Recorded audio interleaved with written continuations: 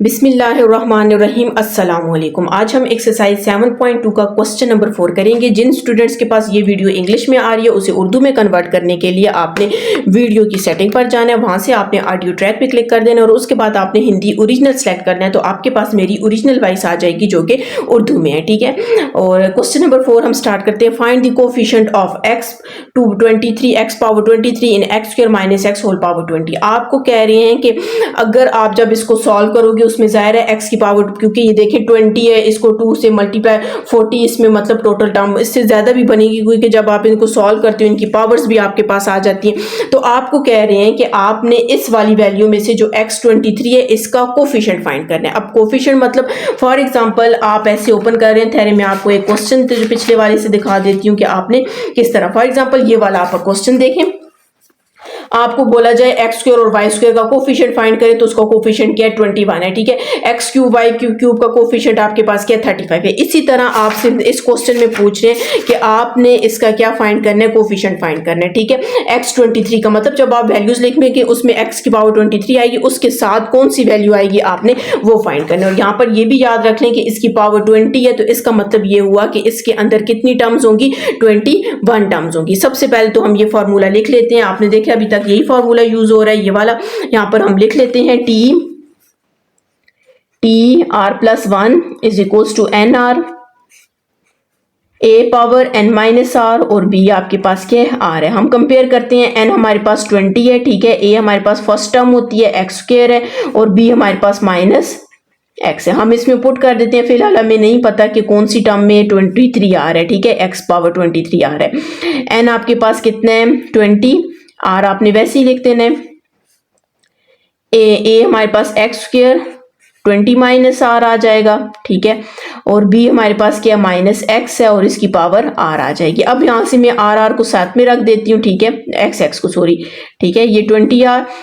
यहाँ पर आपने पहले सबसे इसको अंदर मल्टीप्लाई करना है, 2 टाइम्स 4 और 2 0 और यहाँ पर आपके पास 2 आर आ जाएगा। ठीक है, और यहाँ पर आपके पास माइनस, अच्छा अब यहाँ पर ये जो माइनस आ रहा है इस -1 को मैं क्या करती हूँ अलग कर देती हूँ और x की पावर आर को अलग कर देते हैं। ठीक है, 20 आर x पावर, बल्कि पहले सबसे मैं यहाँ पर -1 की पावर r लिख लेती हूँ। ठीक है, और इन दोनों की बेसिस सेम है तो पावर्स इनको ऐड कर दें, 20 2 r और प्लस r आ जाएगा। ठीक है, 20 r -1 की पावर r, ठीक है, x ये 40 -2r और 1r करेंगे तो -r आ जाएगा।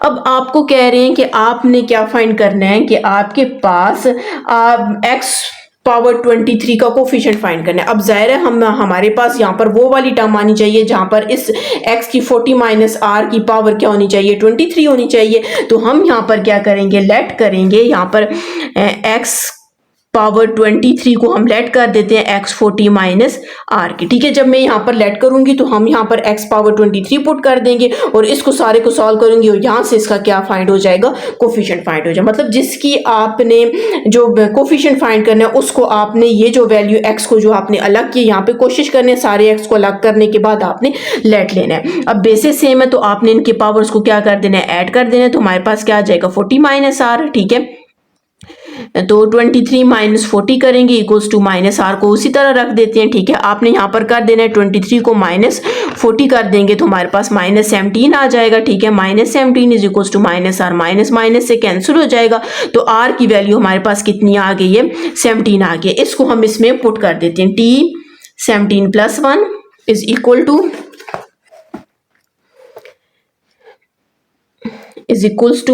-20, यहाँ पर 17 आ जाएगा। ठीक है, -1 की पावर r की जगह क्या पुट करना है 17, और ये वाली वैल्यू आपने किसके लेट की थी x पावर 23 के, तो आपने यहाँ पर 23 पुट कर देना है। ठीक है, अब आपने इसको कैलकुलेटर पे सॉल्व कर देना है, 20 c 17 तो कितना आ जाएगा 1140, तो आपने यहाँ पर लिखना है ये आपके पास 18 आ जाएगा। ठीक है, 1140, पावर आपके पास क्या है ऑड है तो इसका मतलब नेगेटिव साइन रहेगा, उस नेगेटिव साइन को मैं यहाँ पे लिख लेती हूँ। ठीक है, और साथ में x की पावर 23 आ जाएगी। अब आपसे कहा गया था कि आपने इसका कोफिशिएंट फाइंड करना है, तो आप लिखेंगे कोफिशिएंट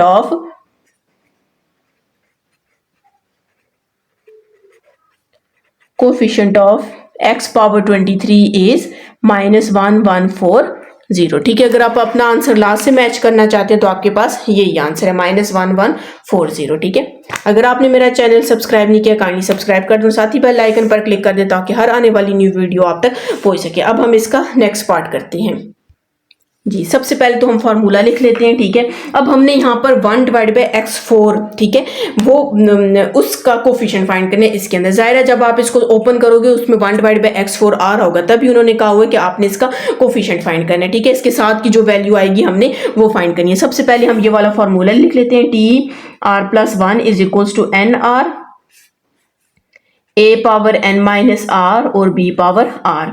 n हमारे पास यहाँ पर किसकी इक्वल है, 8 की इक्वल है। ठीक है, a हमारे पास 2 है। ठीक है, और r हमारे पास क्या है, -1/x है। इसको हम पुट कर देते हैं, b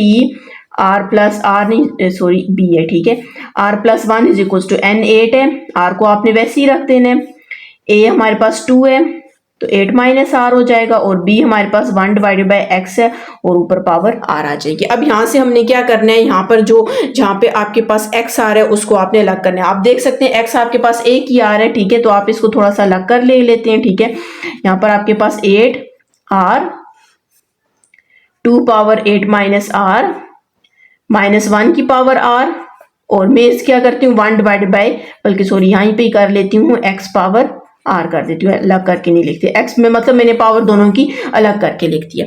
अब आपके पास वो बोल रहे हैं 1/x4, हमारे पास यहाँ पर x की पावर r की जगह क्या होना चाहिए, 4 होना चाहिए। तो हम यहाँ पर इसको लेट कर देते हैं, x पावर 4 को लेट कर देते हैं x पावर r, मतलब इधर x4 आ जाएगा। तो इसको सॉल्व करेंगे तो वो जो इसके साथ टर्म आ जाएगी, मतलब 1/x4 का कोफिशिएंट आ जाएगा। तो आपको वही कहा गया कि आपने यही फाइंड करना है। ठीक है, जब आप इसको कंपेयर करेंगे तो 4 = r आ जाएगा। तो हमारे पास r की वैल्यू क्या आ गई है, 4 आ गई है। हम क्या करते हैं, इसमें पुट कर देते हैं, T4+1 = 8, 4 2 8 r की जगह क्या पुट करेंगे, 4 -1 r की जगह 4, और x r किसके लेट लिया था, x पावर 4 के लेट लिया था। यहाँ पर हम क्या करते हैं, 8 और 4 को कैलकुलेटर पे सॉल्व कर लेते हैं। 8 NCR क्या है, 4 है।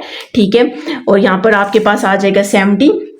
ठीक है, 28 - 4 करेंगे तो 4 आ जाएगा। ठीक है, -1 पावर आपके पास इवन है, नेगेटिव साइन खत्म हो जाएगा तो सिर्फ 1/x4 रह जाएगा। ठीक है, यहाँ से हम क्या करते हैं, 2 पावर 4 ले लेते हैं। 2 पावर 4 किसकी इक्वल आ गया, 16 की, और 16 को हम 70 से 70 × 16 करेंगे तो कितना आ जाएगा, 1120 और 1/x4। तो ये मतलब ये हुआ कि इसकी जो 5th टर्म है उसमें आपके पास 1/x4 आ रहा है, और उसका कोफिशिएंट आपके पास क्या 1120 है। ठीक है, और ये आप याद रखना, यहाँ पर 8 लिखा हो तो इसका मतलब यहाँ पर टोटल कितनी टर्म्स है, 9 टर्म्स है। तो आप लिखेंगे the coefficient of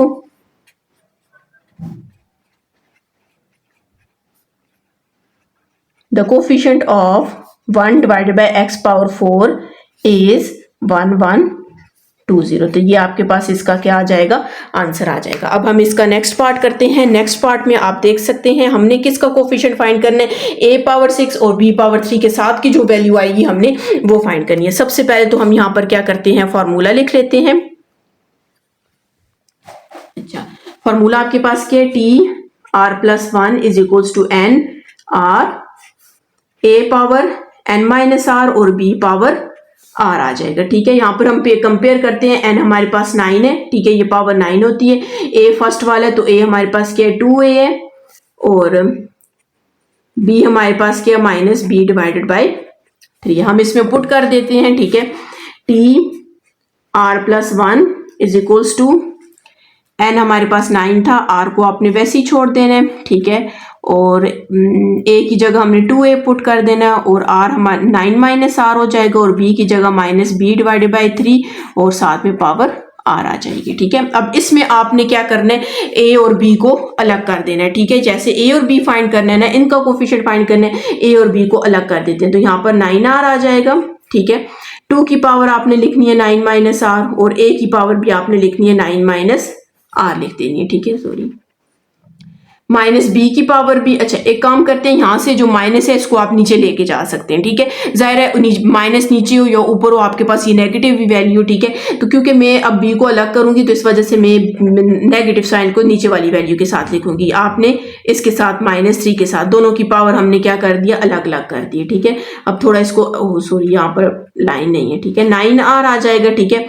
2 power 9 - r, उसके बाद आपने इसकी नीचे लिख लेनी है -3 पावर, ये होल पावर आर है, ठीक है। होल पावर लाजमी लिखनी क्योंकि हमें अभी नहीं पता आर आपके पास पॉजिटिव है या नेगेटिव है, ठीक है। यहाँ पर आपके पास ए की पावर क्या आ जाएगी, 9 - r आ जाएगी, और बी की पावर हमारे पास क्या आ जाएगी, आर आ जाएगी। अब आपकी मर्जी, आप इसको सॉरी नहीं, ए की पावर जो 9 - r है इसको आप इसके साथ ए पावर 6 के साथ क्या कर दें, कंपेयर कर दें, ठीक है। या फिर आप बी पावर r को इसके साथ कंपेयर करेंगे तो आपके पास r की वैल्यू 3 आ जाएगी, और अगर इस तरह से कंपेयर करेंगे तो फिर भी आपके पास r की वैल्यू क्या आ जाएगी, 3 आ जाएगी, ठीक है। अच्छा तो यहाँ पर हम क्या करते हैं, किसी एक को कंपेयर कर लेते हैं, या फिर आप दोनों को साथ में भी कंपेयर करें तो फिर भी आपके पास वही बात होगी। चलिए हम इस तरह करते हैं, दोनों को साथ में कंपेयर कर लेते हैं। हम कहते हैं लेट a पावर 6 और b पावर 3, हम कह देते हैं a पावर 9 - r और b पावर r की इक्वल है। आपने इसको लाजमी जब कंपेयर करेंगे तो आपने एक ही जो पावर है उसको इसी के साथ कंपेयर करेंगे तो 9 - r हो जाएगा, तो 6 - 9 इज इक्वल टू -r, और यहाँ पर हमारे पास क्या आ जाएगा, -3 is equal to -r, minus minus cancel, तो हमारे पास r की वैल्यू क्या आ जाएगी, 3 आ जाएगी। और अगर आप इसको कंपेयर करेंगे b और b को तो r की वैल्यू फिर भी 3 आ जाएगी, ठीक है, ये एक ही बात है।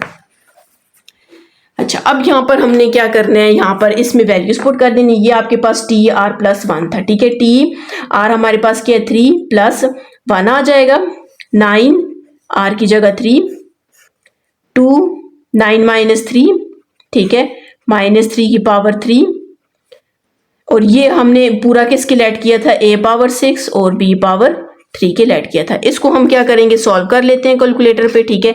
9c3 84 आ जाएगा आपके पास, ठीक है, 84 आ गया। अब 2 की पावर हमारे पास 9 - 3 करेंगे तो 6 आ जाएगा। अब यहाँ पर पावर आपके पास क्या है, ऑड है, तो नेगेटिव साइन रहेगा, और 3 की पावर क्या आ जाएगी, 3 आ जाएगी। a पावर 6 और b पावर 3, हम इसको सॉल्व कर लेते हैं। 2 पावर 6 लिखेंगे, 2 पावर 6 लिखेंगे तो हमारे पास कितना आ जाएगा, 64। इसको मैं इधर से ही मल्टीप्लाई कर देती हूँ 84 के साथ।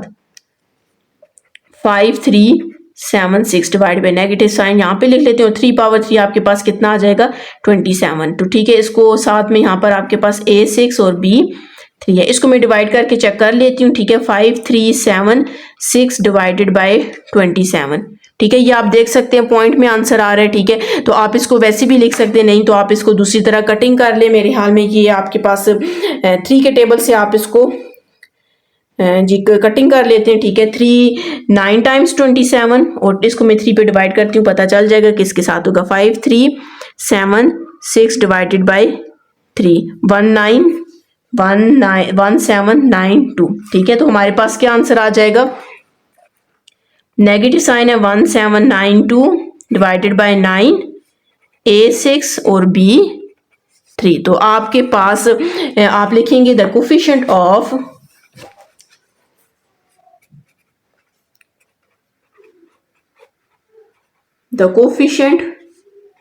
Of a6 b3 is -1792 divided by 9, ठीक है। अगर आप अपना आंसर लास्ट से मैच करना चाहते हैं तो आप देख सकते हैं क्या आंसर है, किसका, थर्ड वाले का। अच्छा, इन्होंने पूरे को इसको सॉल्व नहीं किया हुआ, आप अगर इसको सॉल्व करें, इसको इसके डिवाइड करें, इसको ओपन करें तो हमारे पास यही आंसर आएगा, ठीक है।